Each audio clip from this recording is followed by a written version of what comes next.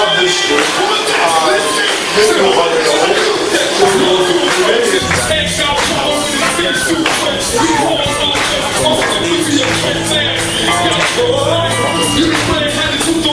A divine increase assembly, constantly increasing. Our mission: to raise believers from obscure places to a place of honor and glory by absolute trust in the Word of God that produces heartfelt prayers and highest praise for a guaranteed increase. As you partake with us in this solemn and prophetic gathering, get ready for supernatural blessings that shall cause a change of level, expansion of your coast, promotion in all areas of lives, healing to your bodies. You are in the awesome presence of your Creator. Let your lamb be holy, and you will know and experience that our God is the same yesterday, today, and forever.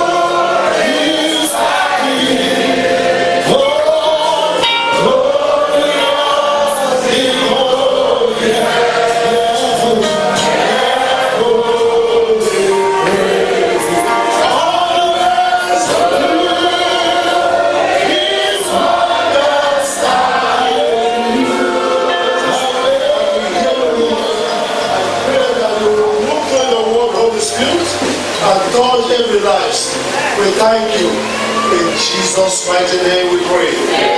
Somebody is happy, can you shout a big hallelujah? I think we can do that now. We are very well. I think we shout a big hallelujah in your life.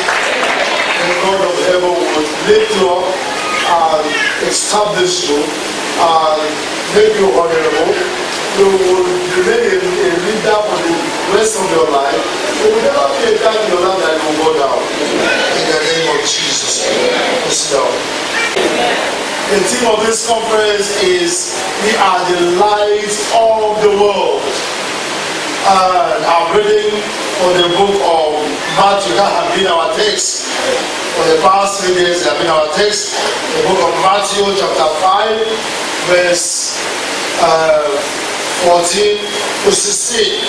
Matthew 5 verse 14 to 16.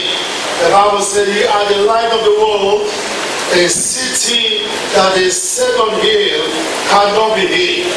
Neither do men light a candle and put it under a bushel, but the candlestick, and give light unto all that are in the house. Let your light so shine before men, that they may see your good works and glorify your Father which is in heaven." Now we have talked about what is light 2 days ago. We have talked about how to get light, the source of light, yesterday. And this morning I will concentrate on the good works of light. The good works of light. In the book of Genesis chapter 1, the Bible says from verse 1 that in the beginning God created the heaven and the earth was without form and void and empty. And darkness was upon the face of the deep, and the Spirit of the Lord hovers over the waters. And in verse 3 the Bible says, "And God said, let there be light, and there was light." Now light is the solution for darkness. Light is the solution for emptiness. Light is the solution for void. If your life is full of darkness, all that you need is light.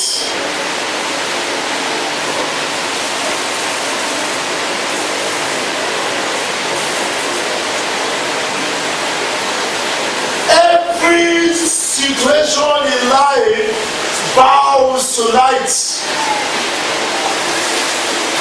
When the earth was without form and void, he bows to the power of light. That is why God said, the Bible said, for God is light. That means when you talk about light, you are talking about God. So God is the light we are talking about. And the Bible says, let your light so shine before men. That means before the world. Light does not need light. It's only darkness that need light.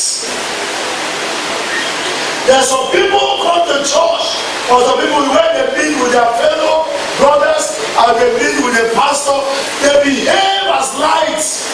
You don't need to shine before light. Light does not shine before light. Light only shine before darkness.